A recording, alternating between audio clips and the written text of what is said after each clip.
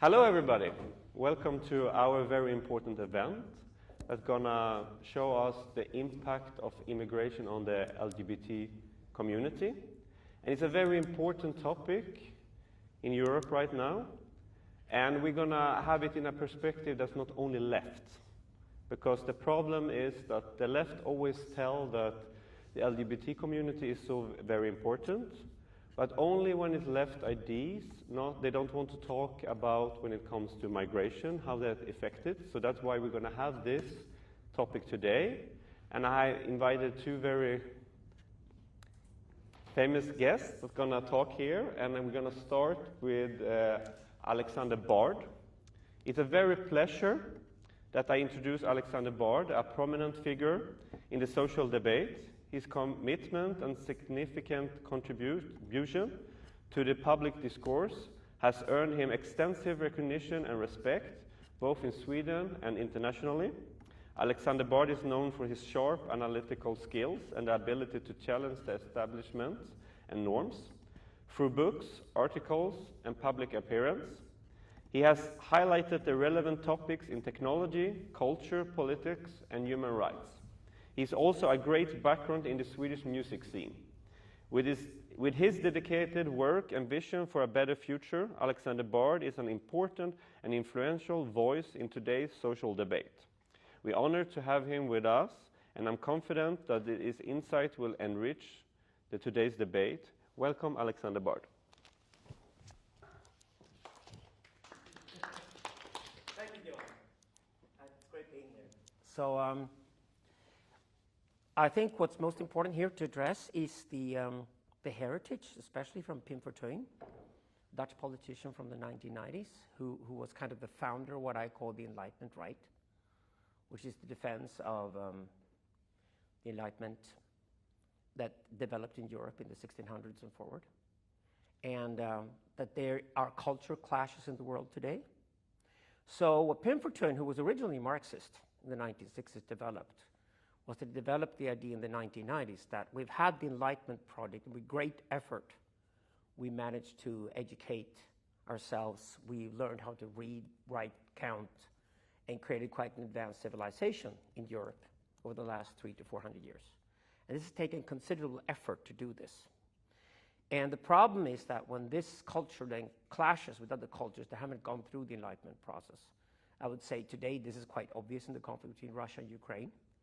Ukraine has taken the stance for liberal democracy, which is the European Enlightenment inherited, whereas Russia, which should be on the same side, but due to Putin instead wanting to take Russia back to the 13th or 14th century rather than being enlightened, having enlightened Russia.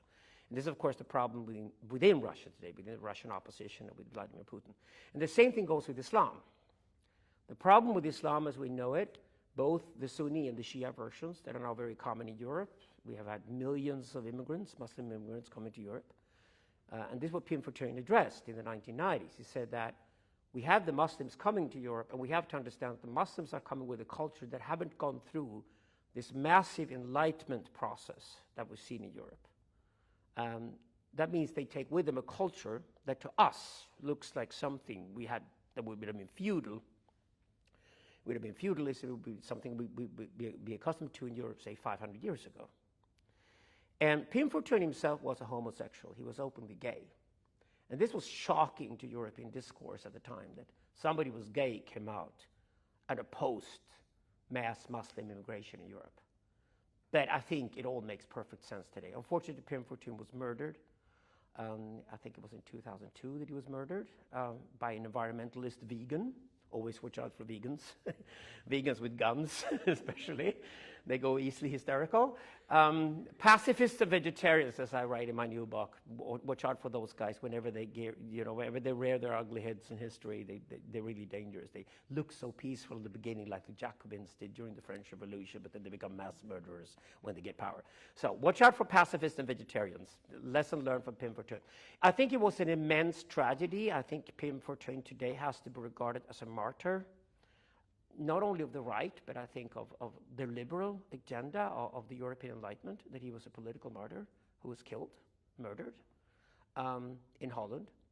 And I think we owe it to him to try to understand what's going on today, in the sense that Fortuyn was prophetic. So, to me, the fight for LGBT rights in Europe today in 2023 has two problems. One is an external problem, the other problem is internal.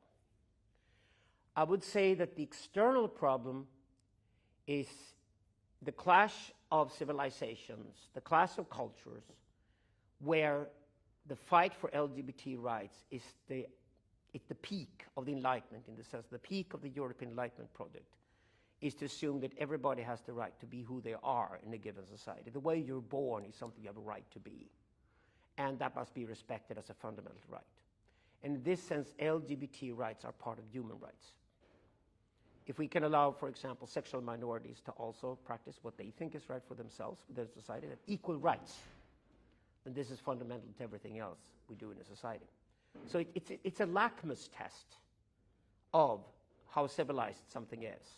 You can, like I could say, you can always go with any culture and say, the way a culture treats gay people is also synonymous with how civilized that culture is. So in that sense, LGBT rights is a great way to look at it. And here is the problem. If people who fought for LGBT rights in Europe had to fight, especially the Catholic Church, and had to fight against Christianity's bigotry against homosexuality, and had to fight it for 400 years. And finally, eventually, we come to the point where most Christian churches today in Europe, with the exception of the Pope still, most Christian churches in Europe have accepted the fact that homosexuality should be treated as equal with heterosexuality. You know, there's nothing wrong with gay love in that sense. Love is love, period. And that struggle took hundreds of years. The problem is that with Islam, and this counts both for the imams within Sunni Islam, and it counts for the ayatollahs or the mullahs within Shia Islam, they practice what can be assumed to be nothing but blatant homophobia. And so the remnant of the Christian oppression of homosexuals, for example, is practiced today in Uganda. If you go to Uganda in Africa, it's a damn hell on earth for anybody who's gay. It's absolutely horrible, right? We should take the entire LGBT struggle to places like Uganda. In Uganda, the main problem is a combination of domestic and American Pentecostal Christian preachers who basically use gay people as scapegoats for anything. And they're going after gay people like they want to kill them, right? So it's a horrible situation. This is the remnant of what the European Enlightenment fought against. The European Enlightenment fought against the Christian opposition against gay people. So what we then have, the other blaringly obvious example is Iran. And Iran today, if you're gay, you're being caught being gay, you can easily get executed. You get killed by the mullahs, because officially Shia Islam in Iran does not tolerate homosexuality in any way whatsoever.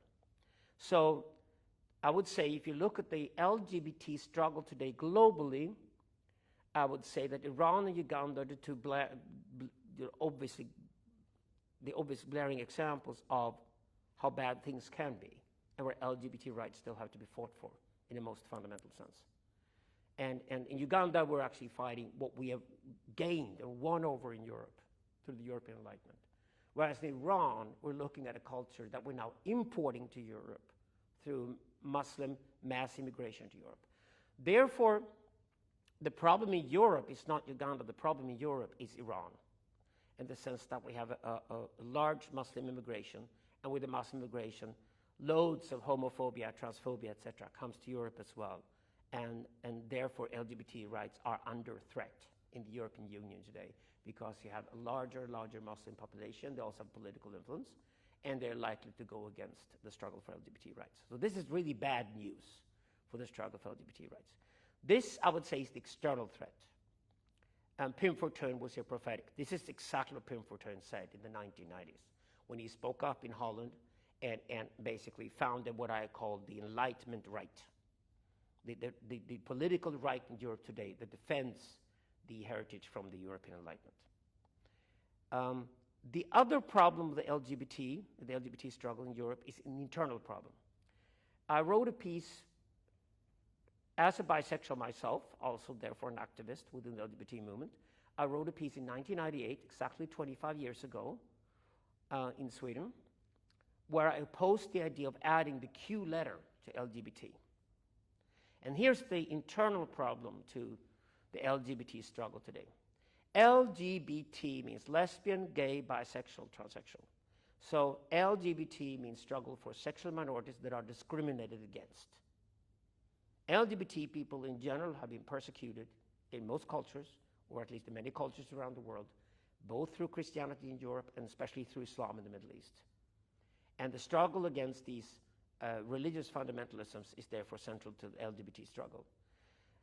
In the 1990s, the idea became widespread. It started with Judith Butler presenting queer theory. A colleague of mine, another philosopher, Butler, who had this idea that we should remember that Judith Butler said that there is no queer person. Nobody is queer. Queer to her was simply a spectrum. And it's an interesting idea that there can be spectrums in sexual orientations or gender identifications. I'm not opposed to that at all. There should certainly be spectrums. But please note that the whole idea of queer is a cultural thing. So what happened in the 1990s was that we had created a bureaucracy in Europe and North America of LGBT activists who had jobs, had careers. And when the LGBT struggle to a large extent had won, this is before we had Muslim mass immigration, which again became a problem. But if you think of Europe before we had Muslim mass immigration, there was a widespread agreement that LGBT rights were to be fought for. The right and the left politically agreed. This was a civilized project. LGBT rights are won. For example, in Scandinavia, they were won everywhere. The Netherlands, the same thing. Everybody except LGBT rights should be part of law, and LGBT people should be treated as equals with everybody else. Okay, so the problem was that we created this bureaucracy of activists who either looked like they were going to be unemployed, or they had to side with someone like Pim Fortuyn and said that we have new problems that we have to fight against, or we have to take the LGBT struggle to places like Iran and Uganda. We can live in the Netherlands, we can live in Sweden, we have to take the struggle to places like Uganda or Iran, because that's where the real problem lies today for LGBT issues. Now, the problem was that most of these activists, these professionals, many of them heterosexuals, ironically, in the 1990s had jobs, well-paid jobs, because they were fighting for LGBT rights. They were organizing pride parades every year, and these pride parades had to look important. They had to grow, they had to expand. So they simply took on themselves to invent problems that did not exist. And there was this strong urge to add the Q letter to LGBT, LGBTQ. And once that door was open, people started adding letters like mad. I personally say that as an LGBT person, I do not want to be part of a movement that looks increasingly like a psychiatric disorder. Meaning that if you just add more and more letters to LGBT, you look like a schizophrenic freak. What's the point here? Right? Either you fight for queer, which is basically saying that people can be anything they want, they can express themselves sexually any way they want, they can express any gender identity they want, and as a queer movement, that is a cultural thing. If I want to express something queer, then I had a pop band called the Army of Lovers that sold millions of records across Europe in the 1990s. They were queer. Army of Lovers was like 2 girls and 2 guys, and they were totally confused. They didn't know who they slept with any longer. And they wrote songs called Sexual Revolution, and in these songs they would have lyrics like, everybody should make love to everybody all the time, everywhere. That's queer, right? It's cultural. It's pop culture, right? It's cultural. That's fine. But cultural struggles are not political struggles. This is absolutely fundamental. And for me, therefore, the piece I wrote in 1998, partly inspired by Fortuyn at the time, I think was prophetic also, because I laid it out and said, if LGBT adds Q, I'm not going to be part of this. I don't want to be part of a movement that adds Q, because Q is not a political struggle. It's not on the political agenda. And as I said, we probably have quite a few heterosexuals among us now who come in here and want to make careers out of walking in pride parades. And therefore, they want to add the Q letters so that, heterosexuals can also be part of the LGBT movement. Well, I'm terribly sorry to say this, but there has never been a culture anywhere on this planet where heterosexual men and heterosexual women were discriminated for being heterosexuals. Really, seriously. So adding the Q letter, I think, was a big mistake. And here is the situation today that I'm interested in and wanted to discuss here today, is that What if you understand there's an external threat, and the major external threat against what we're doing here today is Muslim mass immigration to Europe. And there are now secular Muslims, there are gay Muslims, there are certainly things also happening, but they're still very, very, very marginal. Islam in Europe today is dictated by the imams and the mullahs in the mosques, both Sunni and Shia, and they're clearly homophobic. And they probably also regard the fact they're homophobic and defending their homophobia as a shit test against Western or European culture. So that's the external threat. And the other threat I'm seeing, which is the internal threat, is that the LGBT movement has to make up with and drop the Q letter entirely. And this is what I would propose will be a smart LGBT right in Europe. So the LGBT struggle, from the perspective of the right today, would be very, very wise to pick up from Pim Fortuyn, drop the Q letter, go for the political struggle, LGBT, and just basically announce that you can think whatever you like of me if I'm LGBT. You're perfectly okay with that. You can hate me if you want to. But when it comes to the law, when it comes to the practice of the law, civilized law, as an LGBT person, I'm treated as an absolute equal with anybody who's heterosexual out there. And I think that LGBT struggle should be done in Europe. It proudly represents the European Enlightenment today in 2023. It should be exported to the rest of the world. I think politicians from the right today who want to defend LGBT rights in Europe should not only defend it in Europe, but take it globally. Therefore, we should support people who fight for LGBT rights in Uganda, and we should support people who fight for LGBT rights in Iran. And we do have to take the fight with Muslims the way we took the fight with the Christian churches and say it's absolutely unacceptable to treat LGBT people like shit the way you do. LGBT people deserve equal rights. And that's the political struggle that I think the European right today should subscribe to and support fully.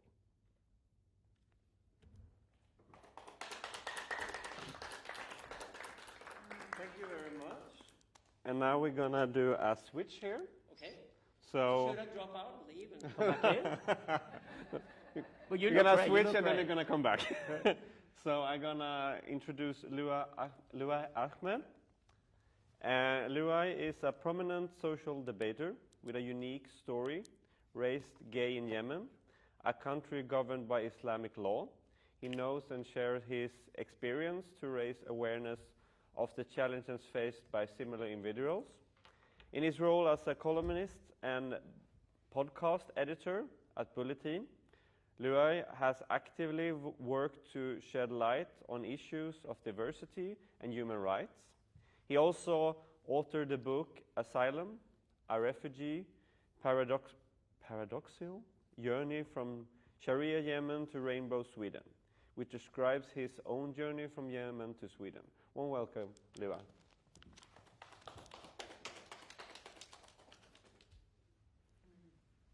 Thank you. You have the floor. Thank you, Johan. I would first like to bring this a bit back to what's happening in Europe right now. Not in Europe, I mean in Israel. Because I bet many of us are going to go on our social medias and look at all of those horrifying pictures and images and debates that are going on everywhere. And to me, I always look at it as the anti-Semitism that we see that is being broadcasted on the streets in Europe, in Sweden, in Brussels, in the UK, in Canada. It comes from the same waters of hatred that the Islamic community holds against minorities and people that they do not understand. So I've written a lot about anti-Semitism and homophobia within Islamic culture in Bulletin, and I always go back to when I was a child, when I was in my Islamic school, and I would sit in class and hear from my teacher these affirmations of what a Jew is and what a homosexual person is. And there is a consensus within the theology and within the culture and within the people about our perspective of the others. We don't have this in Europe. There's no class in Europe. If there is, like say, a Nazi gathering, condemned, they're hated by the society, by the politics, by the media, by everybody. If they sit around, they say, we hate Jews and we hate gays and we think women shouldn't vote. There is no collective consensus of these groups and these extremists being accepted or even tolerated. It doesn't happen anywhere. But from my experience where I grew up, this was the status quo. The status quo was to be a Nazi. And I draw these parallels between how I grew up learning how to be a European Nazi, pretty much, which is hate the Jews, hate the gays, gays should be killed, women shouldn't have, the most basic human rights. And I think that's what it comes down to. Alexander Bard talked about the enlightenment that Europe has gone through, and I do think that there should be a re-enlightenment in Europe, and that re-enlightenment has to deal with the understanding of other cultures, but a lot of people think it's too late now, because what's happened is there's been a mass migration from these cultures that are extremely far right. And I do think that when we think about enlightenment, Europe already has its enlightenment, and we say that the Middle East and Islamic cultures have to go through the same enlightenment. But sadly, that Arabic Islamic enlightenment is going to be a very hard, long-traveled way to go. And the reason for that, and the reason why the Islamic communities are regressive and even becoming more regressive, like my country, Yemen, is going backwards in time. And they're even becoming even more radical than how Islam was. And the reason for that, and there are many books that are written about by many Islamic scholars or secular Islamic scholars that say that the progression and the secularism and the success of Europe and the Western world contributes to the regression of the Middle East and Islamic world. It's not in the sense that when Europe progresses, there's a direct suppression of the Middle East. But one of the theology of Islam, if you read the Islamic scripture, there is a division in every text, in every word that the Quran has, and there is an us against them. And every chapter, every sentence, every idea that the Quran puts forth that Muslims believe in inherently is there is a we and there is a them, and we have to fight them. They hate us. Everything about them is something bad. So I grew up learning that the West was not only hateful, that they're going to burn in hell, and we have to oppose everything that they do and everything that they say. So if the Western women take off their hijab, take off their scarves, which, Christian women used to hide their hair, in modesty somehow. And when it became more accepted for women to dress as they wish, the Middle East and the Islamic culture saw this and saw it as a direct parallel to what we shouldn't be doing, because those people are going to hell, and we have to avoid everything that they do in order not to end up in hell. And as a commentator who writes and creates content on the internet all the time, I always get comments from Muslims. And interestingly, 50% of their comments is a reminder of hell to me. And I think why I always bring it back to school and what happens in the brainwashings of schools and how deep these waters of brainwashing and indoctrination is because many of these people have a constant, fervent fear of hell. They do not live in the same universe that we live in, where we wake up, have coffee, talk to our friends, and we might get judged by our friends for being, too queer or too racist or too... This is all happening within the realms of actually existing, and that's what the Enlightenment has done. It has shed off the thresholds of Stone Age brainwash, which makes you think God is looking at me right now and God is next to me, because that is also a part of Islamic theology, is that you learn that there's an angel here and there's an angel here, and they're all documenting your thoughts, they're documenting your actions, they're documenting what you say, they document every little detail in your life. So you live in this constant policing.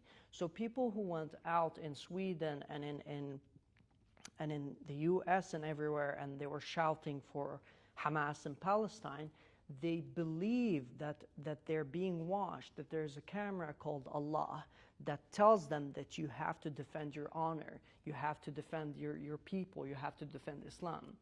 And within that mental processing, there is no way of reasoning with people who live in Europe today.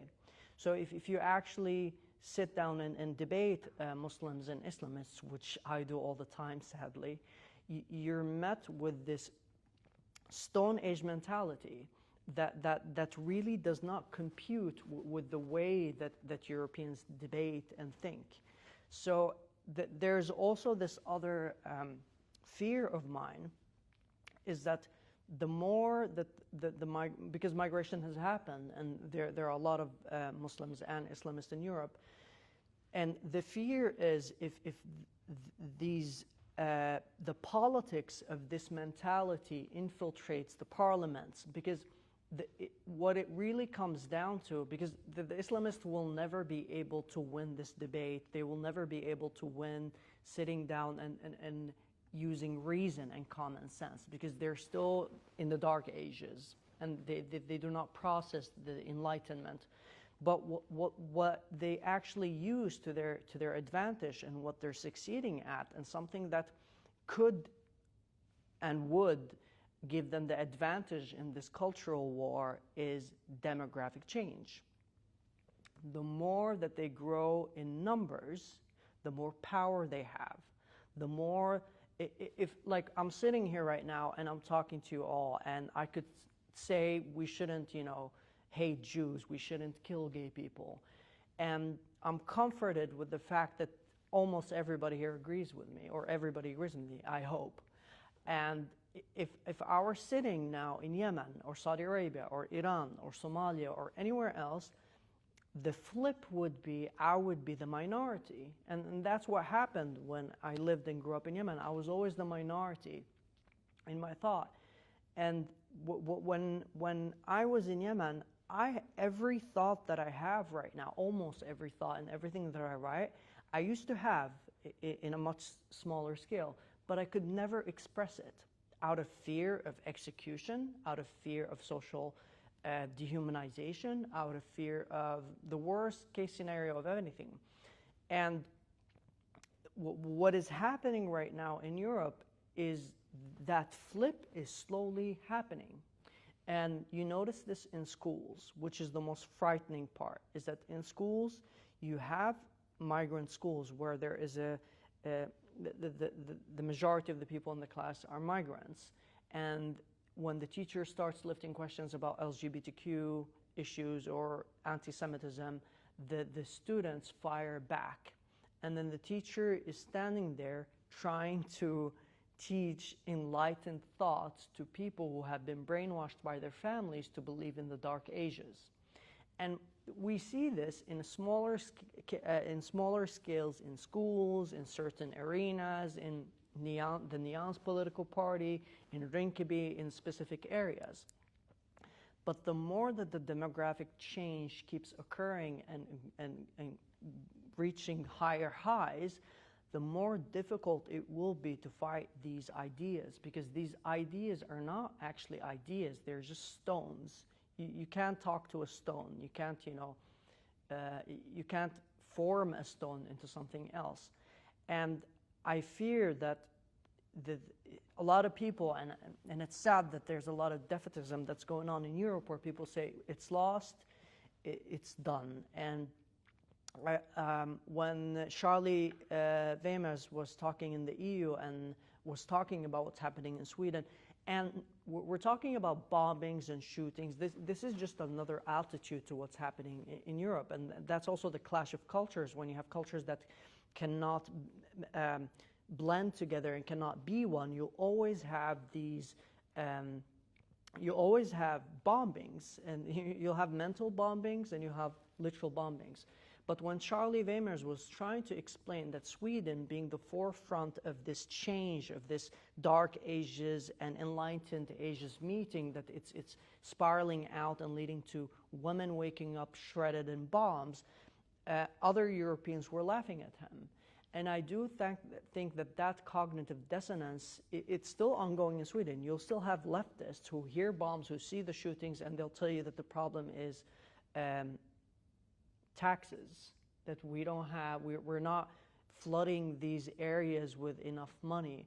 When you look at the research that's been done on this, like Kvartal has done really beautiful research that shows categorically how the schools in Rinkeby and the schools where the Muslims thrive are getting twice amount the money that the white Swedish children are getting. But still, doubling the money is not resulting in any positive enlightenment. And that naive attitude that started with, if we bring all these people here, they'll see how great and wonderful we are and they'll become us. When that naivety has not worked, now another sense of naivety kicks in. Maybe it's about time. I sat down with Jonas Gardell for 30 minutes and had lunch with him and talked about this. And what he told me, just I froze, because he said that you have to understand that we Europeans took us, like when I was your age, he told me, like there was no acceptance for LGBTQ rights. That people did not accept me. And now look at us now, like we're going around waving the flags. Just give it 80 years and the Muslim community in Europe is going to be just like us. It will take a longer time.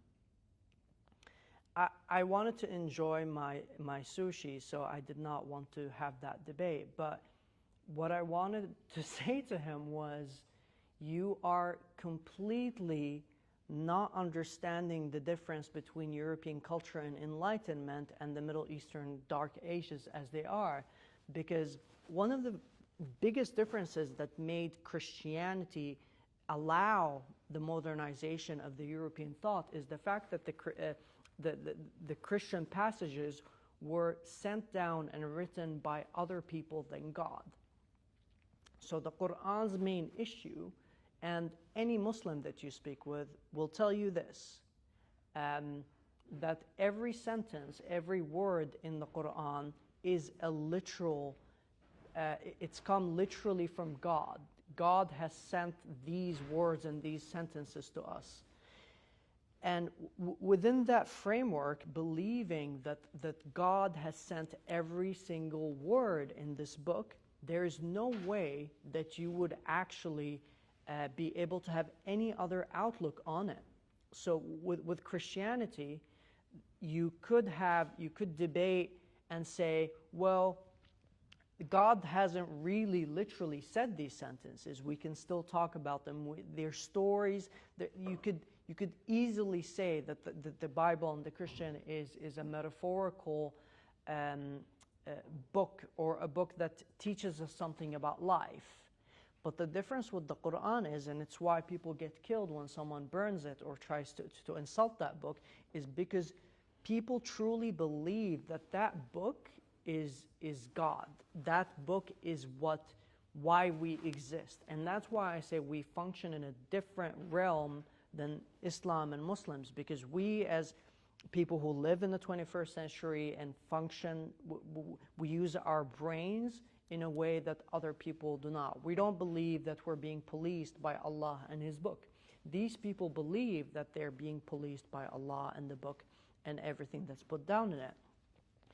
And I do believe that the only way that Europe would be able to fight back, because you will have to fight back, just like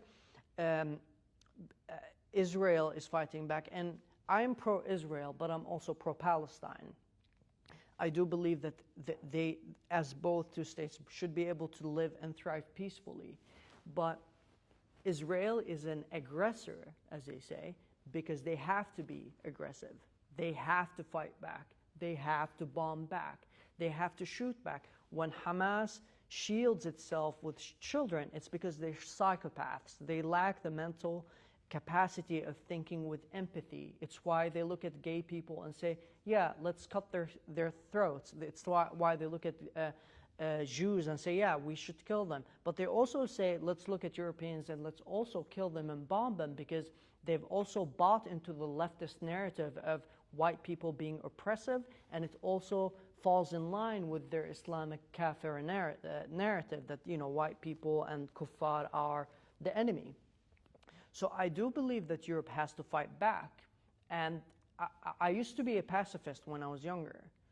But the more that I grew up, the more that I started understanding is that you are going to have to be strong. You're going to have to be able to fight back. And what scares me is that I do believe that the more that time goes, the more that there's a huge chance of civil wars, especially in Sweden and countries where there's such strong divides in pair societies. And I do think that in order for Sweden to regain back its peace, that there has to be a certain level of strength in the policies, which is why I prefer the right to the left. But I would like to just end this with a note of where we are in politics and media, because the media is responsible for why Europe is where it is now. A couple of weeks ago, Sweden deported around 27 Iraqis back to their home countries.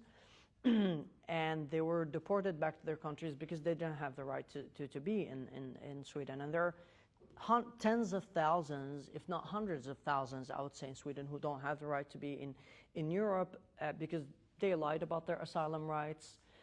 They might be criminals. There's just many reasons for why many people do not have the right to be in Europe. But when the media reported about this, it says that there's a mass deportation of 27 Iraqis, mass deportation of 27 Iraqis back to their countries. 1 week later, Pakistan deported 1.7 million of Afghanistan back to their home countries. And when the media reported about this, it was just Pakistanis deport 1.7 million. So we have to understand how the media is working against the truth. The media is working against the peacefulness of the country, and the biggest evidence of it is just to see what the outcome of what the media lies have brought forth into Europe. So thank you for listening.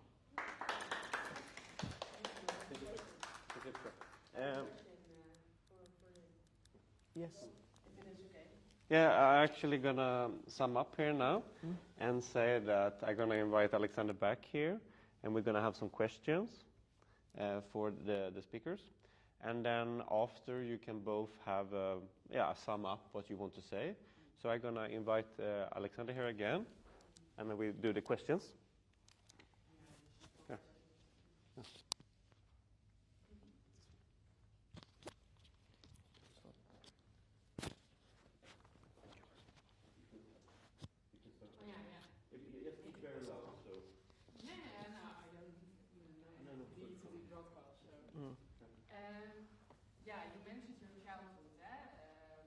Hi, Luai, by the way. Hi. From the beginning that, anything what was strange, like homosexuality or women without headscarves, would lead to hell.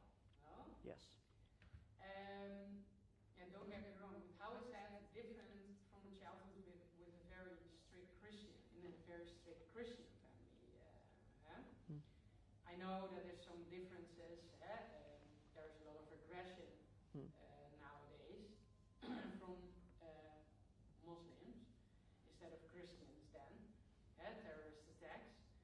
But I think how you grew up can be very similar to Christian families, to be honest. I had a friend that was a neighbor, and I went there to play a lot of times, and I said,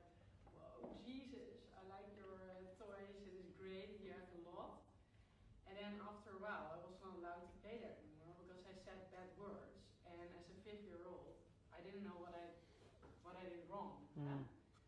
So my question is, what is the differences? Is there a radical Christian family thing? Don't get me wrong, but I think those have the same similar childhood as you had.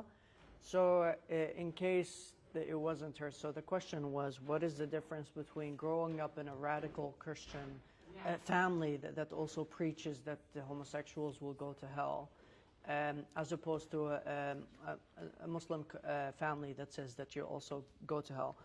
Well, I do draw a big line there between the difference between Islamic theology or Islamic view on LGBTQ and Christian. Because in Christian theology, say if you grew up in a Christian household as an LGBTQ person, you will definitely have some sort of trauma, because you will be told that you will go to hell if you're gay. But in Christian theology, there's love thy neighbor as thyself, and there's also God loves the sinner but not the sin, right? That's one, is that there's more tolerance and acceptance of who you are. That's why you will meet millions of Christian gay people today, but how many gay Muslims will you meet today? But another point that I think it just adds like a higher level of trauma is the death penalty. Is that within Islamic theology, you're not only going to go to hell. First, we are going to hang you up and kill you, because that's what our hadith says and that's what Islam says. And after we kill you, because you're not forgiven, you will burn in hell.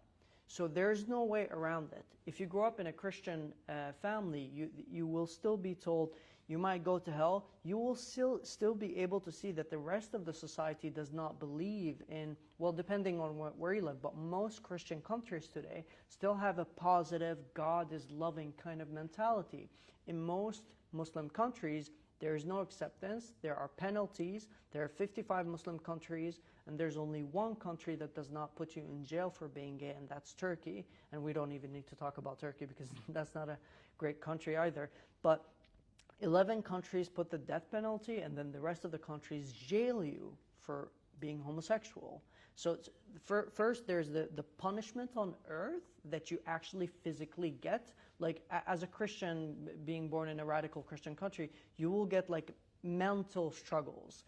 Within the Islamic theology and Muslim households, you will get a mental struggle that is 100 times more traumatizing, because you're told that you're going to burn in hell, but you're also told that you're going to be killed.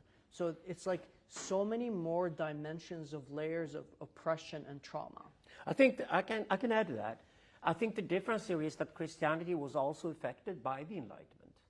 But what happened is that this is why I want to use the example of Uganda as a comparative study here, because Uganda today is basically controlled by Pentecostal Christian fundamentalists, both domestic preachers and also American missionaries who come to Uganda.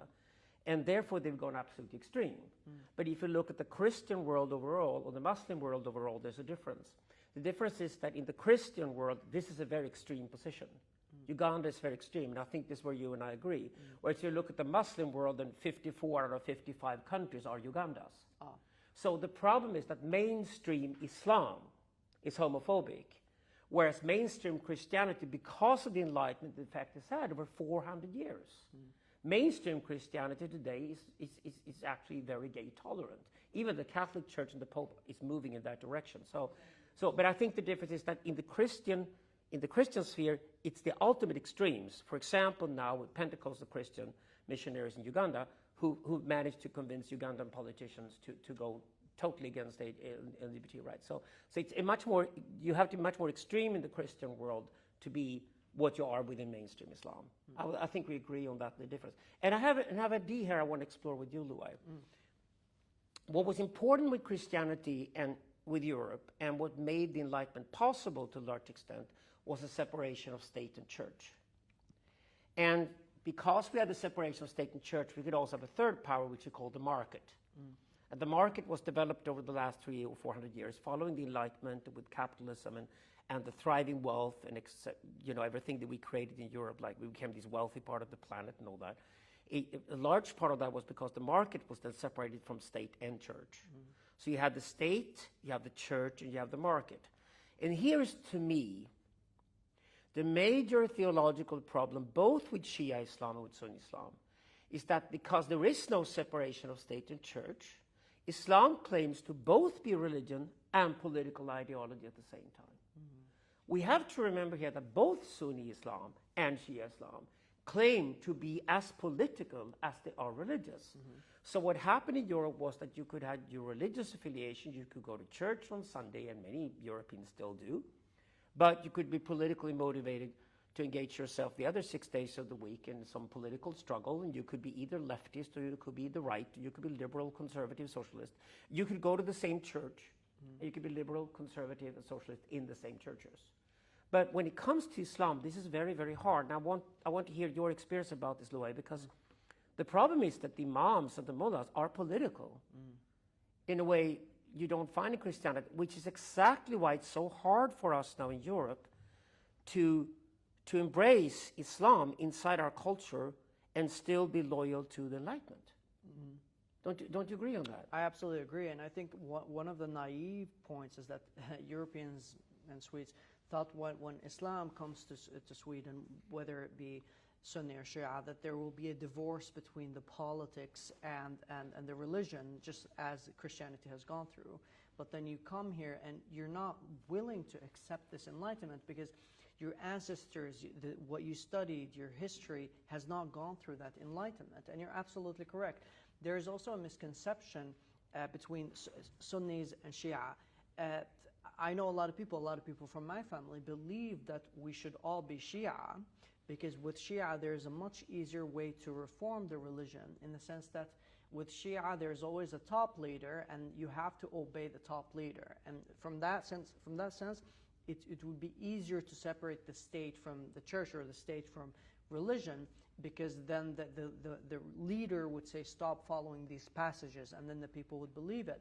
But the issue there is that, first of all, Sunnis are a much larger number than Shia, and even if the Shia stop believing in certain passages, the mullahs are always going to have the mainstream extreme version of Islam that they preach to the people. And with the Sunnis, which is the biggest problem with Islam, is that you have 1.8 million Muslims and they all have access to the Quran.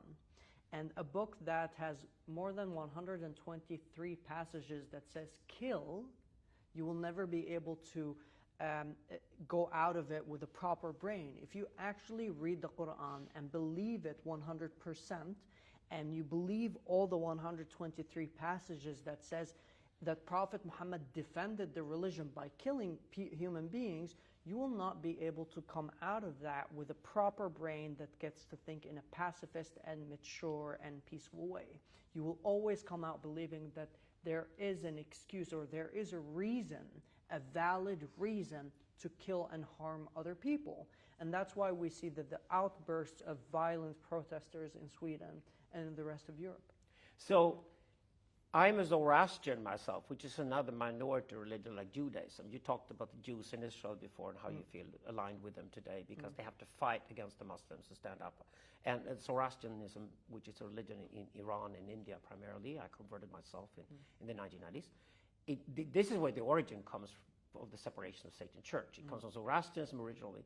And it should be noted here, in the New Testament in the Bible, it says that take to the emperor what belongs to the emperor. Take to God what belongs to God. So the separation of state and church lies already in Christianity, inherited from Zoroastrianism. And it's true, there has always been this debate in Shia Islam, not in Sunni Islam. In Sunni Islam, everything is unified. Everything is under Islam, period, right? It's very, very hard in that sense to be Sunni Muslim and regard political ideology as separate from religious conviction. They're always united into one and the same thing. But the thing was, in Shia Islam, you had that debate. The problem was in the 1970s, a guy called Khomeini came along, and he was an Ayatollah, and he took over Iran and turned it into a Shia Muslim dictatorship. So Shia Islam was not immune to this either, because there is no fundamental separation of state and church in Islam. Neither in Shia nor in Sunni.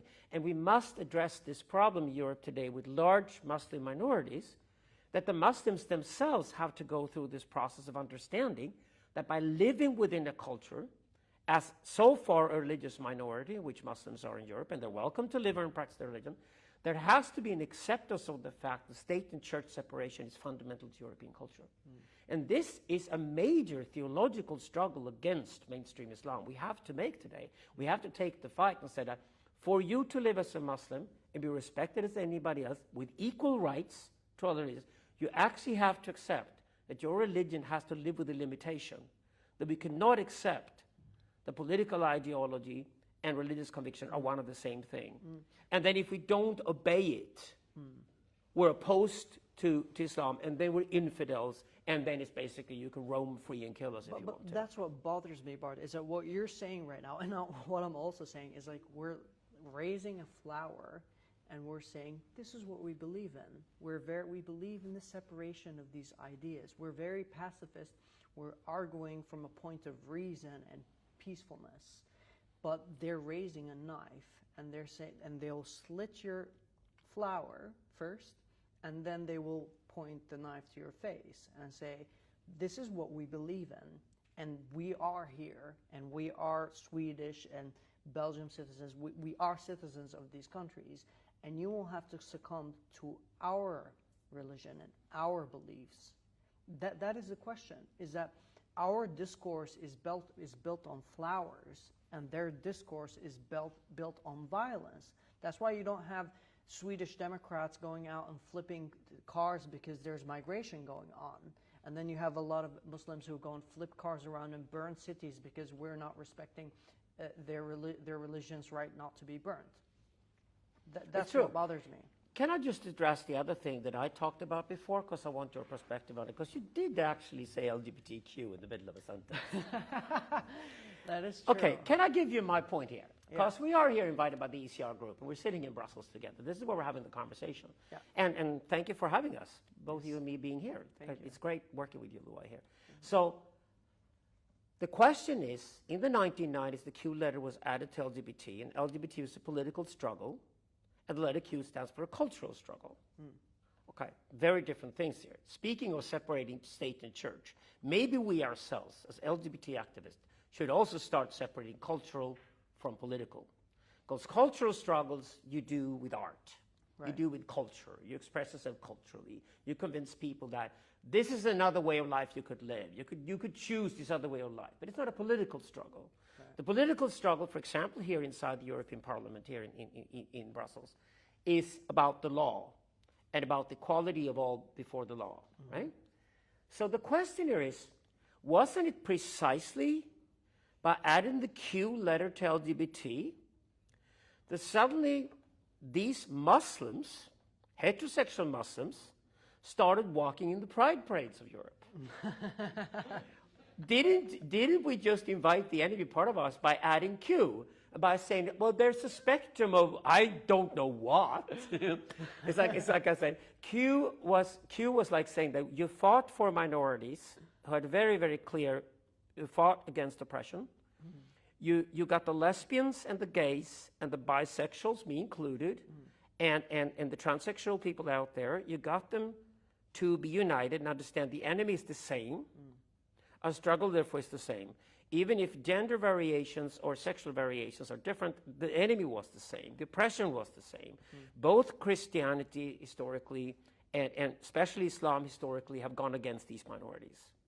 They've been discriminated and persecuted by these religions, for example. And the European Enlightenment was all about liberating everybody, including LGBT people.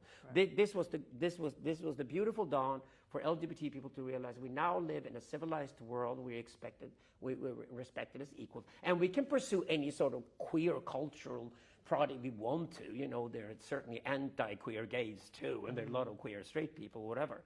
Right. But actually, being a deviation from the norm doesn't mean you're being discriminated against.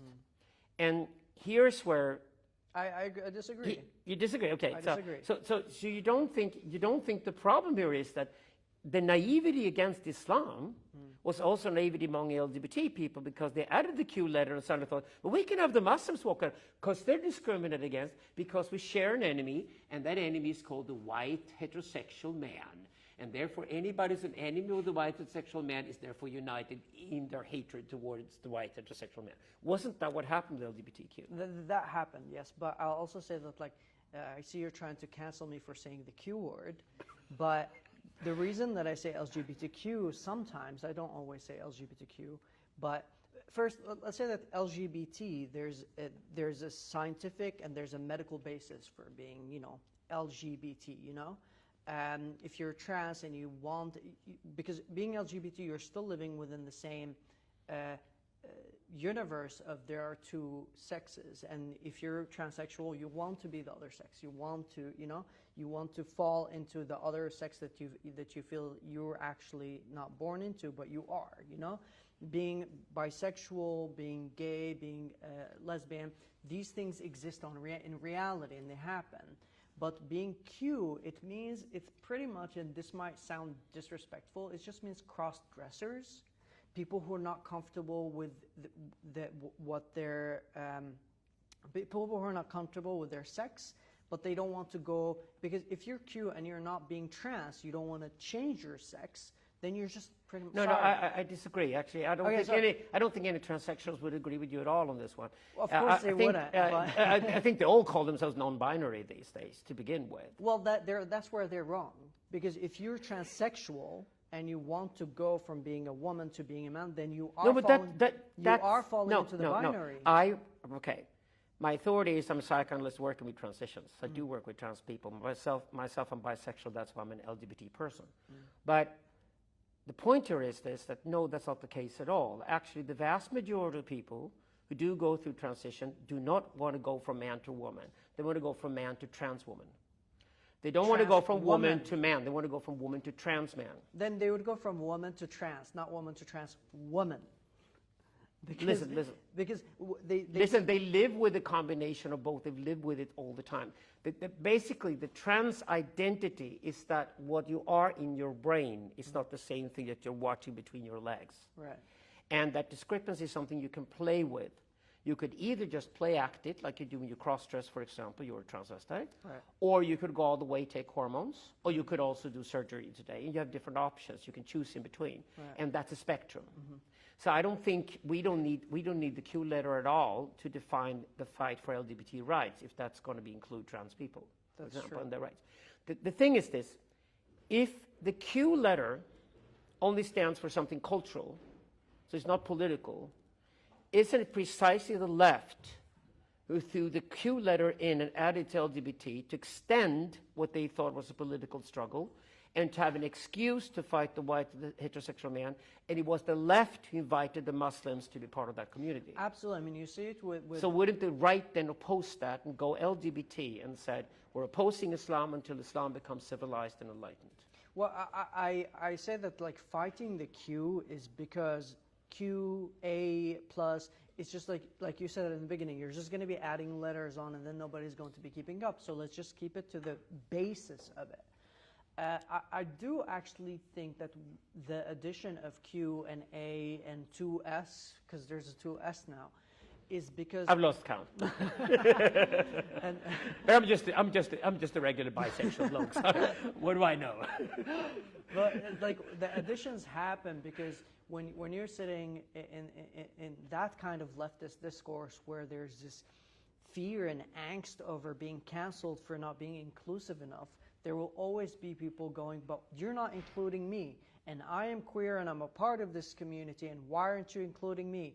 And why aren't you because now they also have like black and brown in the new flag. It's ugly, by the way. Can you please get rid of the new rainbow flag? It's not a rainbow any longer. It's just disgustingly ugly. It's very just for aesthetical reasons, it should be banned. Yeah, it's also very like epilepsy. We're really creating an extreme right gay movement here, aren't we? But it is actually very epilepsy-inducing. You know, it's Yeah. so many colors. It's just not very comfortable for you to see. But I do think that, like, why I say LGBTQ is because queer people who cross-dress and they do not, it's not sexual, it's gender. Like, they just feel like they don't belong, they want to dress however they want, they don't want to be him or he, they just want to be they. There is also a threat to their lives. But they're T. That's the T. They, What is it? Why do you have to add more letters when the T letter says exactly that? you see, that's where I don't agree with you. I don't believe that they're T. Because they don't want to transition. If they do not want to transition... No, T is not about transition. T is just about living trans period. That's where I don't believe... No, transsexuals do not have a monopoly on the T letter. Okay, do you believe that if a woman or a man, they say that... Let's say that I today say that I am transsexual. I don't have to go through the transition. Yeah. I don't have to go through the crossover to the passability to being a trans woman. I say I'm a trans woman, and then I have the right to enter women's spaces. Absolutely not. I have to actually go through the process in order to be passable. If I'm not even putting the effort... Listen, I think we're getting to a point. I totally defend the idea of biological man and biological woman, and I work with transitions. And I think one of the great processes that I've learned a lot from working through is that nobody's ready to do transition and take the hormones, which many people do, and then some people also do surgery. And so they're transsexuals, and they go through transition. My experience is that they cannot go to transition unless they first learn to love the person they were already. Right. And then they're ready to. So I would disagree. This is, we are playing around with actually adding 2 new categories to man and woman, and they're called trans man and trans woman. But you have a whole variety in between. And I don't know a single person today who subscribes to the T letter in the political struggle we're talking about here who regard themselves as binary in sort of some kind of ridiculous sense. You switch from one to the other or from that to the other or something like that. There is certainly a spectrum here. And I think exactly that's a winning over. If we're going to do this, with the ECR group and fight for LGBT rights, I think one of the things we do is that we honor the fact that there are biological men and the biological women out there, and they should be respected for that. And we're just adding more alternatives to that and different lifestyles and more variety. All right. And that's what the T letter stands today. I'll just go back to like one last point before we go to the questions, which is like whether it's T or Q. Last Pride, there was a trans person or a Q person. It doesn't matter. It was a man who was... I don't know what a Q person is. It's just a grumpy heterosexual with pride parade envy. That's what it is. So, whatever they was or whatever he they're or not she discriminated was. against, whatever. So it's not political. I was going to say whatever it was, but that didn't feel very humanizing. But whatever they was, or he, she, I'm actually not sure. That's why I say that. Whatever they was, they were standing up in Pride saying a speech. In front of them was a huge group of migrants. Yeah. And then they started attacking them and hitting them. And so there was no far-right group there attacking them. And I think that's the biggest focus on LGBTQ and is the external factor that you were talking about. It is the imported, vile, extreme, violent attack on whatever the Q or T is. Because it'll be so much easier to talk about these things with the right. Do you want to know one thing? Little detail here. Do you know which is the first LGBT community in the world that dropped the Q letter permanently? What? Uganda.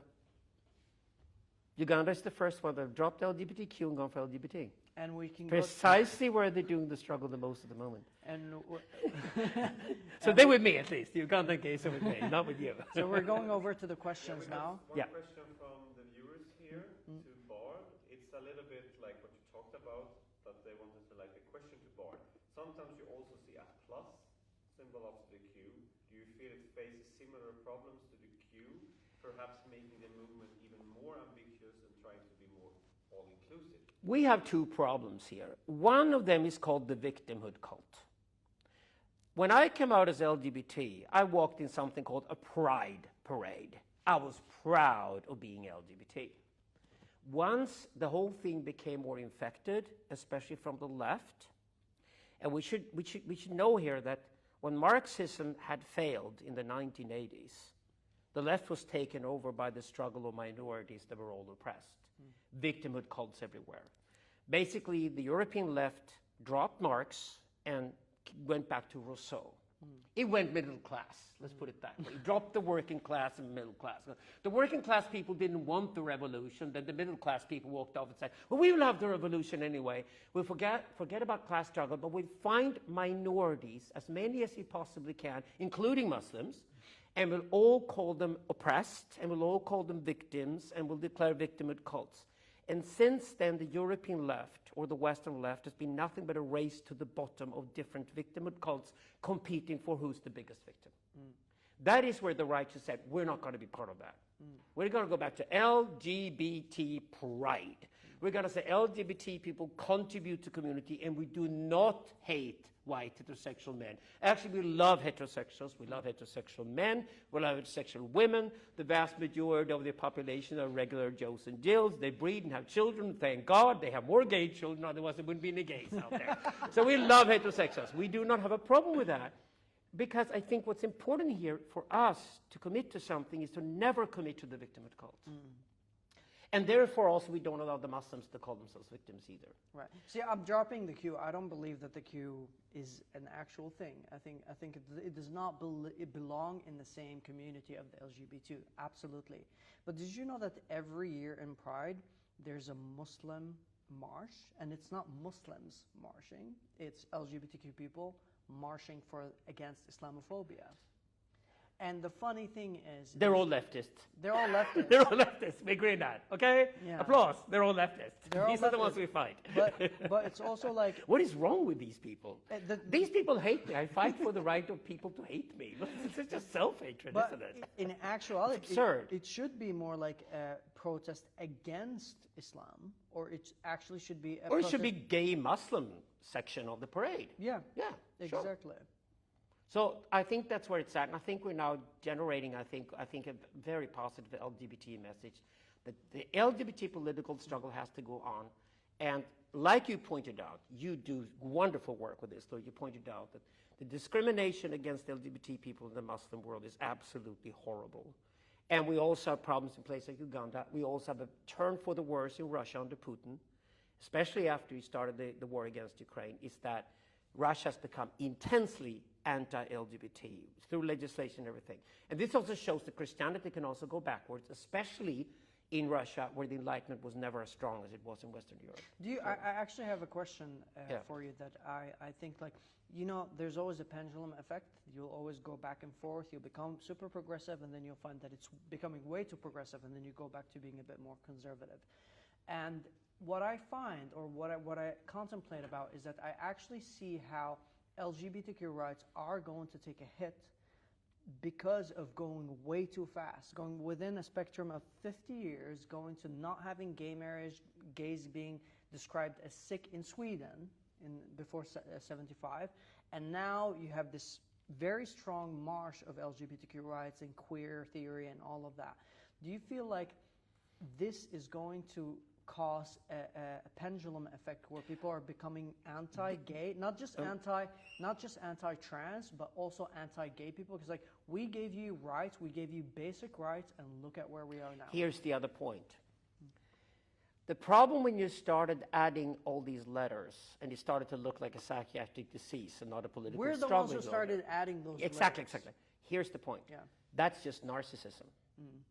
And I think the weakness here is that if you're an LGBT person and become so self-obsessed that you're being perceived as a narcissist by the regular Joes and regular Jills out there who've gone through the Enlightenment and honor you, the regular Joes and Jills, heterosexuals, say that we love you for being gay, or we love you for being bi, we love you for being trans, and you're part of the community, and we defend your rights, right? So the LGBT rights that we fought for by convincing a heterosexual majority that this was fine, right? That struggle, I think, it's deserved by adding all the letters infinitely, because it just looks like increased narcissism. And being obsessed with yourself means you're no longer loyal to the community. And I think here's the point we have to fight with. We have to understand that LGBT people are important for society as a whole. They are a part Like of I always society. point out, that thank God for gay hairdressers, otherwise women wouldn't look as gorgeous as they do. And thank God for lesbian hunters. I hunt myself, and my best friends are lesbians, and they shoot faster than I do, and they kill faster than I do. They drag the fucking moose out of the forest before I even look around. So yeah, you know, we need these people to go in between, and the go-betweens in a society yell and keep a society together. And I think the positive, great message for LGBT people going forward is that they should understand that they're part of the community and they have an important role to play, and to keep the community together. And by being loyal to the community, instead of pursuing some kind of narcissistic personal project of your own, I think it's the narcissism that has become disgusting with the LGBTQ movement, and I think that's actually what the regular Joes and Jills will turn against. But wasn't it bound to happen anyway? Because, like, the increased narcissism in the West is also a part of it's what the Enlightenment and the Industrial Revolution leads to anyway. Because once you've had all the wars, you've covered the vast technological and societal advancements, you're left with the spoiled identities that are going to come up anyway. I think community was still there all along. I think family is there all along. I think clan is there all along. I think tribe is there all along. I think actually human beings are social beings. And I think narcissism actually is a How are the disgrace. birth rates going in Sweden? Well, the birth rates are going, they're going okay in France and Sweden and Ireland. They're terrible in the rest of Europe.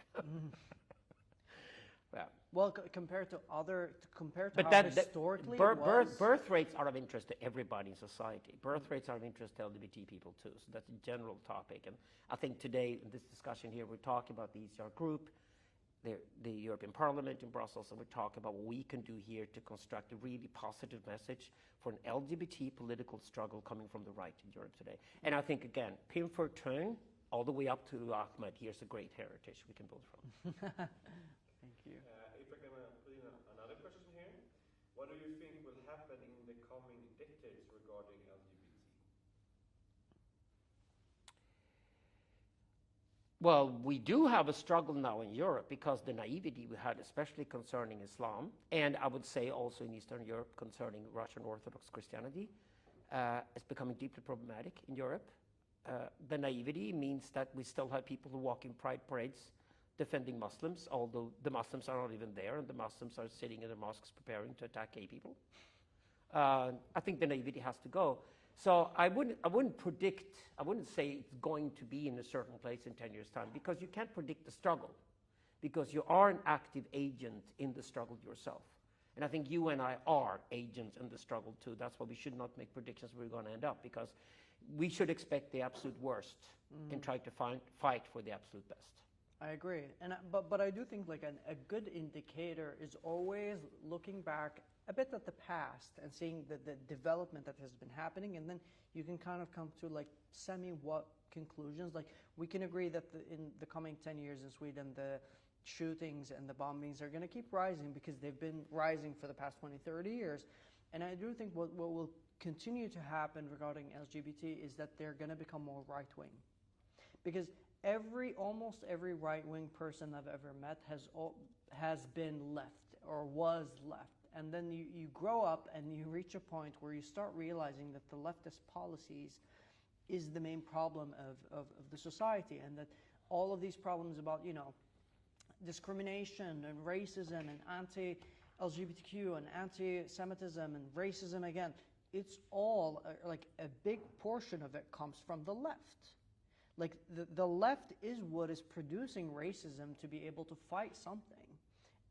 You'll have these conferences where people just come up with various really ridiculous arguments of why racism is taking over society and how that could be possible. It's like Sweden is probably one of the most anti-racist, and when you took from a global perspective, Europe is the most anti-racist. Like where I grew up in Yemen, black people aren't called black people.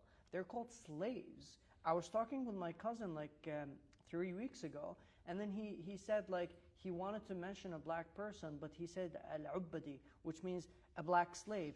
And it hit me in that moment that even my cousin, who's kind of progressive, kind of enlightened, atheist, he still uses black, it's like black slave nigger is what that word is actually. And he said it and I was kind of shocked. I'm like, whoa, like I am in a part of the world that has really moved forward. Yeah. Where people do not... But we have created an anti-racist bureaucracy. And whenever you create a bureaucracy, you should always remember that a bureaucracy will do its utmost to survive as a bureaucracy. And therefore, if there are no problems left to solve, it will invent problems that did not exist, like projecting racism onto people who are clearly not racist. And this is, of course, something that has happened a lot around. Yeah. So we have a struggle. Actually, you're more right than you might think, because I've looked at the value surveys of LGBT people. And this is interesting. This is something that people who are strategists in the European right should know, is that among 50-year-olds, most LGBT people are leftists. But among 25-year-olds in Europe today, most LGBT people are switching to the right. So it's a generational issue. You see a movement towards the right, and I think it's precisely because of the collision with Islam. Yes. And it's clearly also the conflict in Russia and Ukraine. Ukraine is incredibly LGBT friendly, openly so, whereas Russia under Putin has gone down the drain and gone incredibly anti-LGBT. So I think young people are seeing this very, very clearly. And I do think even the gay young leftists, like the 23-year-old gays who are leftists, Who are still leftists, by the way. still leftists. But they will leave. They are. They will leave. I do think in their heart they are right wing. When they're going on down the street and they see like an immigrant group ganging up or like on the side, they're shitless scared of them, and they know that there's a huge problem. They would not have that same amount of fear if there was like a white people just walking on the left, because they know, they're very aware of the fact that these cultures that have been imported are anti-LGBTQ people. But their increased narcissism makes them believe, no, I have to fight for LGBTQ and Muslims and immigrants, because they believe that you cannot separate them. You cannot fight for LGBTQ people and immigrants without fighting the ideas that are imported with the migration and Islamic theology. And that has a really dirty origin, because what unites all those struggles for the oppressed minorities is that you've created a scapegoat, and that scapegoat is the white heterosexual man. Yep. And therefore the white heterosexual man has gone to the right politically, and we see it in the European Parliament with Sweden Democrats, where most of the voters are white heterosexual men. Now, also LGBT people are discovering, actually it's better to side with the white heterosexual man. He was always for me anyway. What the fuck did I do? And that's where their loyalty is being created against the real enemy today, who's the people who openly go out in public and say we hate LGBT people. Right. And yeah, Jews and gays are the ones you go after. We learned that from the 1930s, and the same thing is happening today. Follow-up question here when you're already on it. Like, in the European Parliament, discussion often revolve around quotas, whether for women or the LGBT community. I believe these quotas are discriminatory. I owe my position to the Sweden Democrats, not based on my love life, beliefs, or skin color. What are your thoughts on these quotas? I wouldn't want to have a job obtained just because of a quota. I think quotas are a result of victimhood culture. I'm 100 opposed to victimhood culture. I don't think victimhood culture is anything in any political struggle to do.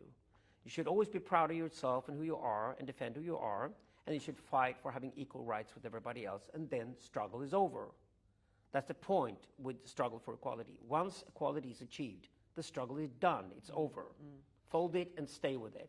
And I think here, I'm personally totally opposed to quotas. I have partly family origin in South Africa, which has been destroyed by quota culture.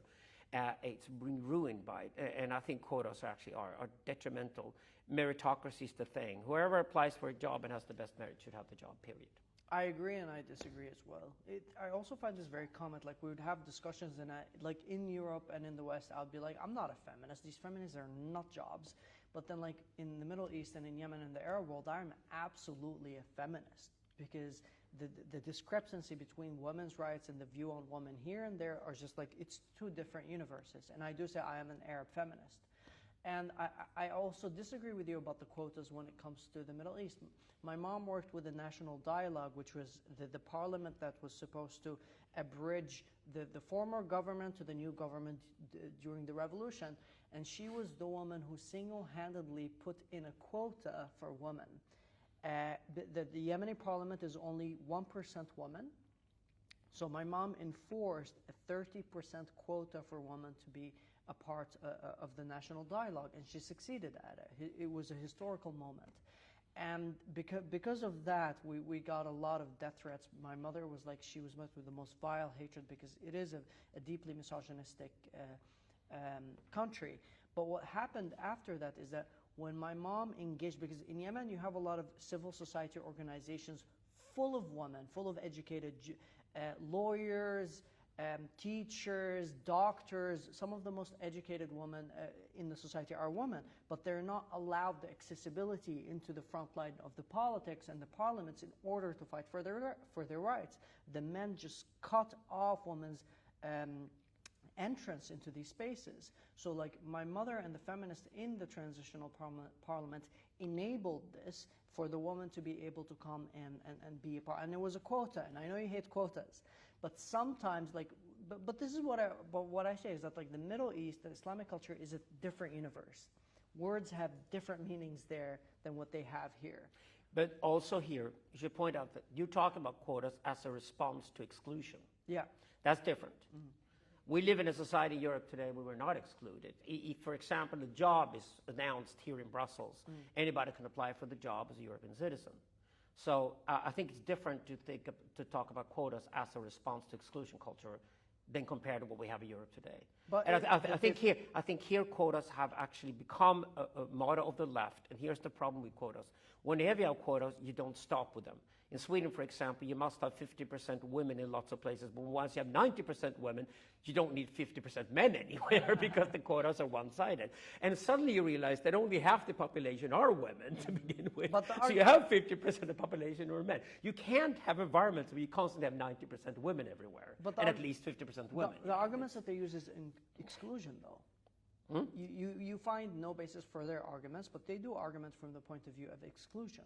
They say that women are being excluded, even here in the West. They say women are being excluded, black people are being excluded, immigrants are being excluded. That's why we have to have a quota in the job market. Because you're just saying that there are less of them than 50%, and therefore they have to be 50% of them, something like that. That's what quotas are for. I think quotas are detrimental to what we're actually fighting for, at least from the right, and I think we're fighting for equality.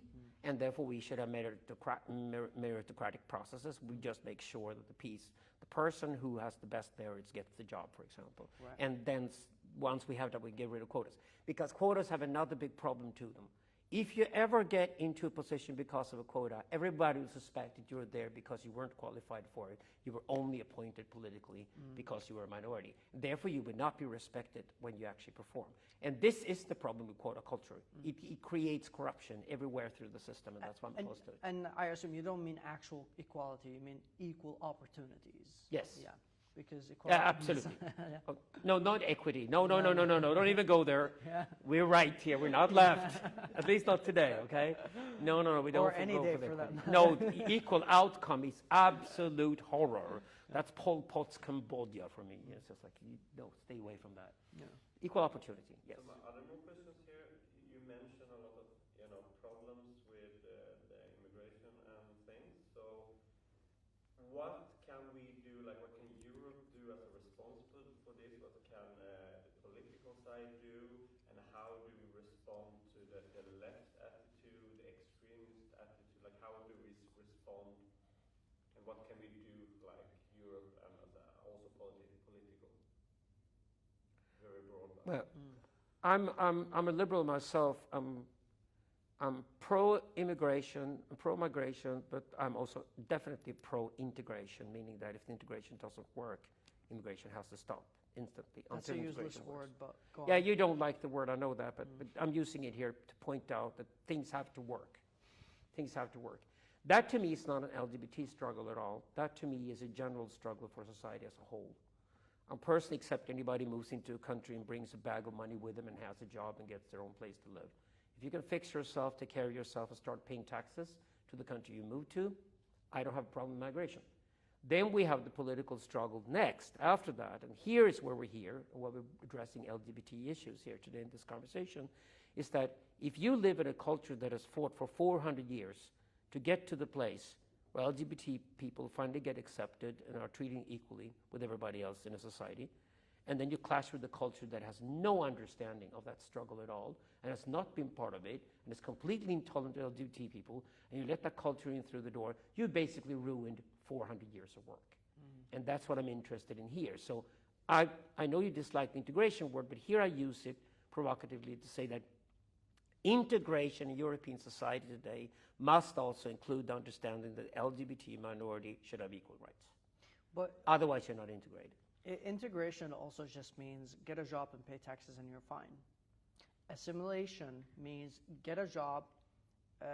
It's actually not even about getting a job and paying taxes. It's more like be a part of our society. We invite you to be one of us, to speak our language, to celebrate our celebrations, to become a part of us. And I feel like that's the anti-racist point of view of it. Because, a lot of the people who commit the terrorist attacks and go out and protest and burn cities down, they have jobs, they pay taxes, but they're not assimilated. They do not believe in what the rest of the society believes in. And I do believe that the word integration is it has been beaten to death because it does not work. You cannot, especially when it comes to inviting in millions of people. Luai, you convinced me. I'll stay with the assimilation word for now. But you dropped Q from LGBT? I dropped Q. Thank you! We both won! This is Brussels in full effect. I think the original meaning of the word integration was that, but it doesn't mean that any longer. No. It's just a loose term for just, look like you're part of our society and behave like it, and then you can do whatever you want to. But it's not actually what we're talking about here. We're talking about the assimilation to the European Enlightenment project. And people use, there will always, like leftists will say, oh, but look at the assimilations in the past has been forced onto people, and if you did not assimilate, then you get put in concentration camps. I'm like, well, it's 2023. It's not 1934 anymore. And we live in completely, vastly different societies, and assimilation should be inviting. And that's what I like about the Sweden Democrats. It is an inviting form of assimilation. We're not against you. We're here for you, and we invite you to be a part of us. A racist ethno-nationalist assimilation would be, we don't want you here. You have to be white. You have to be blue-eyed. You have to have a shame. But assimilation is accessible for every person that comes to Sweden and Europe, whether you're brown, black, Q, or whatever it is. You can still be a part of society. You can learn the language. You can be a part of the gemenskap, the community. And once you're a part of the community, then you are a part of the homogeneous society that creates peace and harmony and technology and a modern civil society. But if you're on the outliers, if you're an outsider, then you have a problem. And I think that the problem has always been focusing too much on integration. Even now, politicals say it's the lack of integration that's the problem. No, it's the lack of assimilation that is the problem. The lack of integration is an even bigger problem, because if you're not integrated, then you're not paying taxes and you're not a part of society, and you're just like outside of Sweden but within the Swedish borders. But if you're not assimilated, then it's a deeper values issue. And you can be a Muslim and be assimilated in Sweden if you adhere to the law, if you respect the law, if you follow the traditions, the social norms, you speak the language, and you are within the society and you're not causing any harm or trouble. But if you are the kind of Muslim that would not carry a bottle at your job or would not cut ham because your God tells you that it's haram, then you're not assimilated, and that is the issue. That means we demand of Islam to be practiced in Europe, to understand that Europe now have democratic institutions that it must be part of and respect. Yep. Okay. Then you can practice Islam in your spare time as much as you like. You can go to the mosque on Fridays. You can be practicing Muslim. But if you demand that Islam stands above the democratic institutions, you are our enemy. Right. And I've defended the burning of Qurans. I even think it's good taste, to be honest about it. Here's, by the way, my latest book. So you can burn my books. You can burn my books if you want. You just need to buy a copy. Buy a copy first. I get some royalty. Then you can burn the book. It's just printed material, for God's sake. Like, I had to do it in Sweden because everybody was ignorant, and many of the imams, and especially the kids in the mosque, were really appreciative. I sat down in Sweden on YouTube and explained why it's a good idea for Muslims themselves to burn Qurans. I said, this is printed material. It was a handwritten book, and this was before the printing press in 40-50. Yeah, it's kind of nasty to take like a book that somebody spent years handwriting and burn it. That'd be nasty, but it's printed. It costs 30 cents to print, for God's sake. If you want to burn a book, you can use it as toilet paper if you like to as well. I don't care, as long as you buy it. But the same thing goes with the Quran, and that goes for any book. And here's the problem where I addressed. I've done this on YouTube. I said, if we separate the Quran from all the other books out there legally, and said this book is now considered holy, even Ulf Kristersson, Sweden's prime minister, says the Quran is a holy book. Yeah. I have no idea that he was a Muslim. Because if I'm a non-Muslim, it's not a holy book at all. It's a holy book to Muslims. It's not a holy book to me who's a non-Muslim. No, if we put the Quran above all the other books and say we're going to have a special law for the Quran, you must not burn. You can burn any other book, including Bada Sadaqas. You cannot burn the Quran. Okay, if we would have that, we would have Sharia law for full effect. We would have put Sharia above our own institutions, democratic institutions, and above European law. That's what it means to ban the burning of a book, a specific book, because then you put that book above even the law, which is another book, the law of the country. So this is why I've been a staunch defender of the people who burn the Quran. Then, of course, people could burn the Qurans for all the wrong reasons, and there could be agents from foreign countries involved and things like that too that try to create uproar. But that's an issue of political order. That's not an issue of the political struggle itself. And it's all about submission. Someone that doesn't want you to not burn Quran, it's not just about not burning the Quran. It's about also respecting their right to be homophobic, respecting their right to maybe kill their children if they're gay, or if it's all one. Like the far right conservative ideology to me is not the Swedish Democrats. It is from the Islamists, and we're not dealing with it. You'll have leftists and social democrats talking for hours and decades about the dangers of the far right. Well, why aren't you calling it out? Why aren't you calling it out? Why aren't you talking about the actual homophobia and the actual anti-Semitism and the actual racism that comes as a follow-up to migration? And the burning of the Quran is just the beginning of the dark ages of Europe, I feel, because when Ulf Kristersson called it a holy book, it's like he's not the first Swede to sound like a Muslim out of fear of Islam. You have a lot of Muslims in the Middle East, or non-Muslims, like ex-Muslims in the Middle East, who sound like Muslims in order not to get killed or slayed. Yes, I know. It's happening here. And another issue, like speaking of this, there was this migration minister in the 90s, I think, or 2000s in Sweden, who said, we have to be respectful and mindful of Muslims, so that maybe one day if they become a majority and we become a minority, so they will respect us because they will remember how kind we were to them. He said this on live TV, and I have very, very bad news for that guy. You read the Quran, he never did. And by the way, can I correct you again? Then on one Sure. You said the burning of the Quran. Actually, we don't burn the Quran, we burn Qurans. Yeah. We burn printed copies of the book. We don't literally burn the book. And I think burning printed material is something entirely different than burning the book. We do not burn the Quran. Well, The Quran is still there. There are many copies of it. You can still read it. Believe me, the Quran is cheap. You can buy it anywhere you like. You can have another copy of it. So we're burning Qurans, meaning that we're burning printed material. And that symbolically, it's also saying that we're testing the limits, and we're also making our democratic institutions stronger by allowing for that to happen. And we're also saying that it's just a book among many other books. At the end of the day, the book that really counts for us is the law. And the law stands above Qurans and Bibles and stands above Bardo-Söderqvist books too, believe me. But the law that we agreed on says that LGBT people should not be discriminated against. They should have equal rights with everybody else. That's what the law says. That's what European law says today.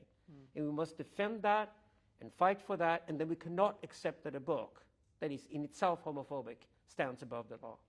Completely unacceptable. We're taking one last question. Yeah, I was just wondering about, because you were talking about, Luai, about, or mentioning demographic numbers and the problems with that, and also in relation to integration, is that, well... assimilation.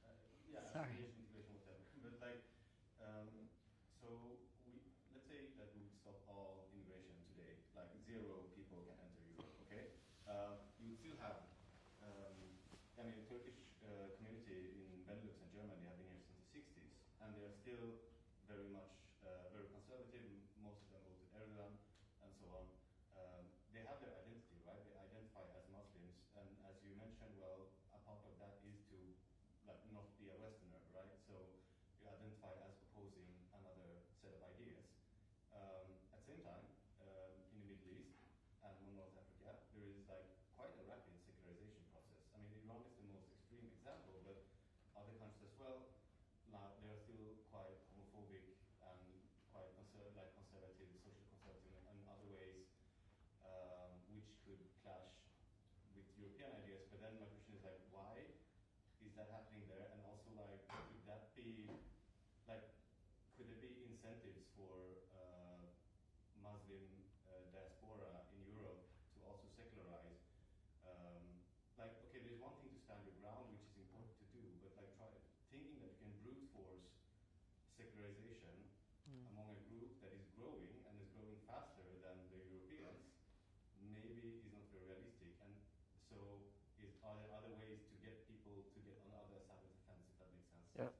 I get the question. So the Arab Spring worked.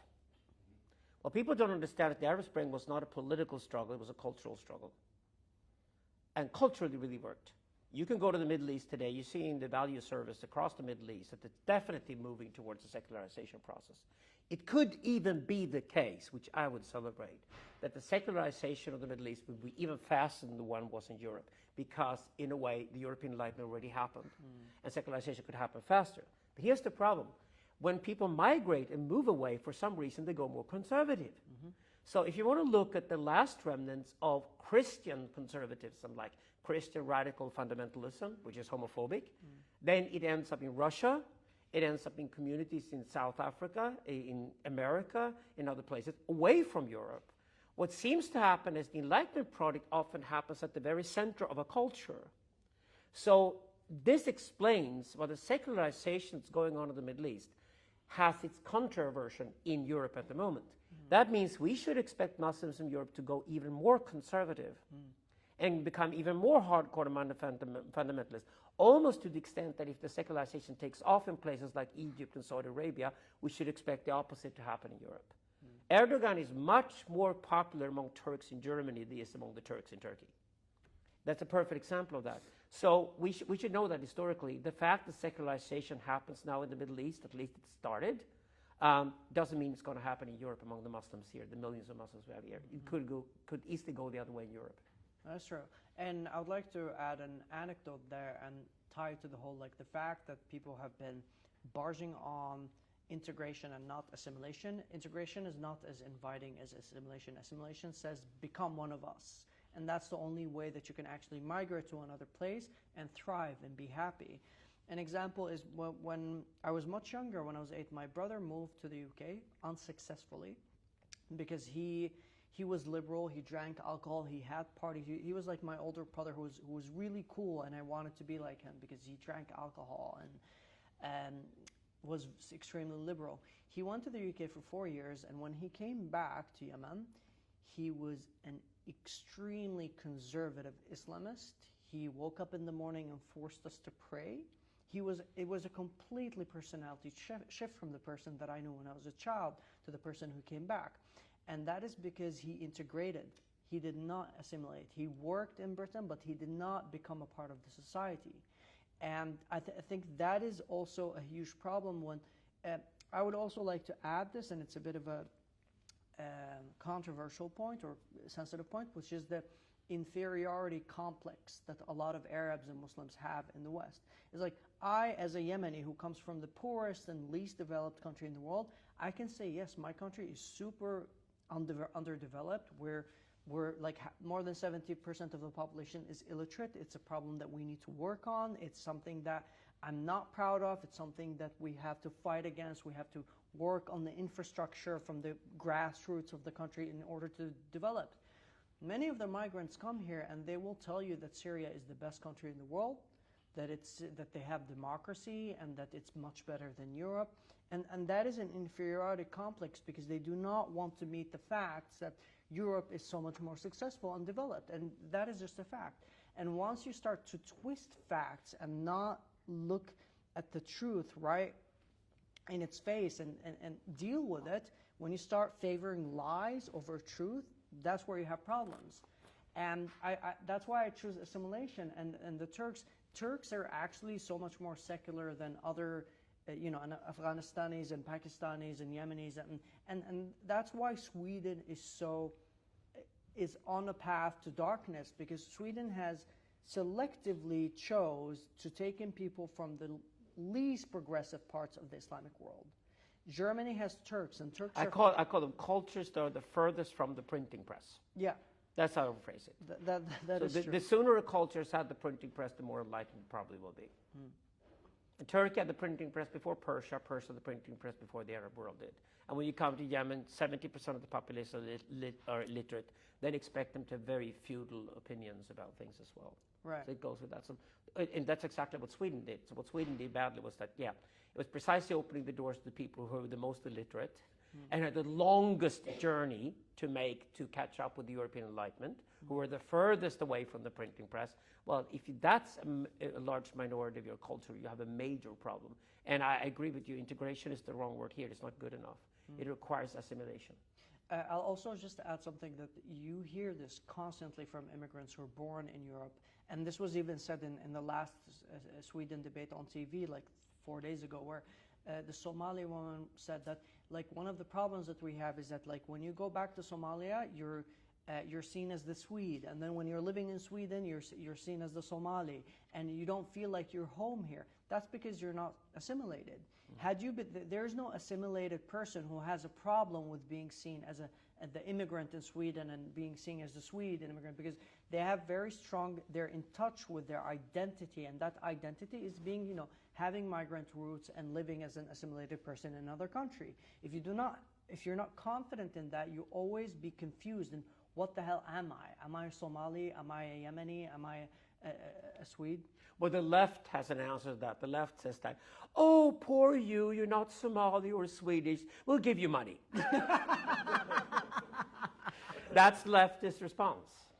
Yeah. How, I mean, you talking about assimilation, but that's like a little bit what I want to point out is that like you can't assimilate people who came here like more than 40 years ago. I mean, there's a few generations already in, and they still identify as their, you know, as a diaspora, like as Turks or as yeah, not Iran is a bad example, but yeah, you see what I mean. So, like how, like I think somehow, I mean, I'm thinking loudly now, but like it must create some sort of also incentive for people to actually become a part of the majority culture, because you can forget about assimilation at this point. They've been living here for a few generations, right? Or does it make sense? Yeah, but this is the problem in Sweden and Denmark at the moment, is we built the ghettos.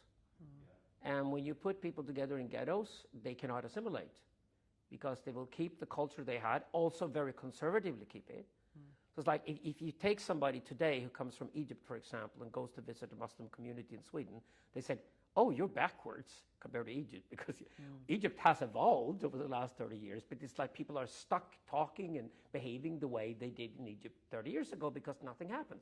The problem with the ghetto is not only that it doesn't assimilate to the surrounding world, the problem with the ghetto is that it also conserves itself. So it's not even good for itself as a ghetto. And in this sense, the ghettos we created in Sweden and Denmark are now finally being addressed, that they're deeply problematic. I think assimilation is key here, and I think this is great. LGBT, when it comes to the European right today, should pick up assimilation as a word to use it and ban the I word. Ban the I word. We ban the I word. You never say integration ever again. Ever. Not ban, because I like how you view, like you always say that if you ban something, it's not going to vanish. It's always going to be there. So you have to have another way around it. And I think that the word assimilation is being lifted more by politics and by debaters, and that is the way to go. You have to find like other alternatives in order to solve issues that were not solved before. And I'm not, like I said, you can't enforce assimilation onto people, but the children in the schools, that's where you can start by putting the idea of, you know, you're a part of this. And like the language is also a very big problem, because I remember 2 years after moving to Sweden, I was 22, I met this guy and I started talking to him in Swedish. And then after a while, he told me that he was born in Sweden, and I could not believe that he was, because his language was broken, and I, as a new immigrant, could notice that his language was broken and it was not proper Swedish. And that's because... Luai, you are a bit of an exception. You're pretty smart. No, I'm not saying that... No. My Swedish was broken. I'm not saying my Swedish was not broken. But as it was broken, I could notice that his Swedish was broken, even though he was born there. And it just fell on me. And I talked to him, like, I tried to understand why his Swedish was not, you know, Swedish. And then he told me that he has barely ever spoken with any ethnic Swede. And that is still extremely shocking to me, that you can be born in a country and live there for 20, 30 years and not have any contact with the people. And that's why Denmark, that is being labeled as fascist, is starting to go to the grassroots of these problems and trying to find solutions. And they're trying to tear these ghettos apart so that people would actually meet and be a part of one country rather than being segregated and forced into conservatism. So you have to get rid of segregation to enable assimilation. I think that's the answer to your question. Yeah. And we do a very short sum up now, like if you want to say like 1-2 minutes each, because these are start to get out of the battery as well. Oh, right. Yeah, should I start then first? Yes, and then of course. Pass over to Luai. I have great hope and great news for the European right when it comes to LGBT issues. Take on the LGBT struggle, make it global, start from Europe, be proud of the Enlightenment, and stay with the LGBT. Forget about the other letters, because LGBT is where the political struggle is at. So I would definitely emphasize that. This also goes for LGBT people who want to be activists, or liberals or conservatives, and want to be part of the European right doing this. Let's fight for the Enlightenment, and let's fight for the re-enlightenment, as you, Luai, call it. I would say that's fundamental to me in the struggle we have ahead of us. And we have enemies here. We have certainly problems. I think Russia versus Ukraine addressed that. There's also a Christian heritage here to deal with, and the Pope is still not gay-friendly, so we still have problems to deal with. But the major problem today for the LGBT community, like for the Jews of Europe right now, are the Muslims and the Muslim community. And I welcome the gay Muslims. I welcome the queer Muslims. They're welcome in the pride parades, definitely.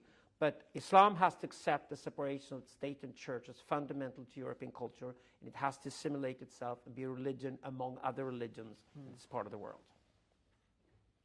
Europe is not Islamic. Europe is democratic and enlightened. Right.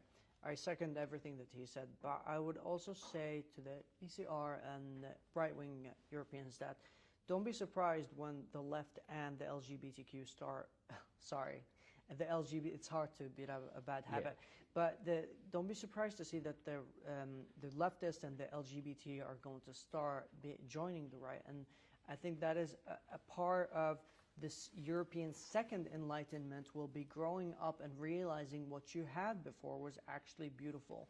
What Europe had before the mass migration was something that the rest of the world is striving after. And the fact that sometimes you that's a great thing about conservatism, is that you stop and you start wondering what is going wrong. Are we going too fast? And the right is going to bring back the left, because the left are going way too fast.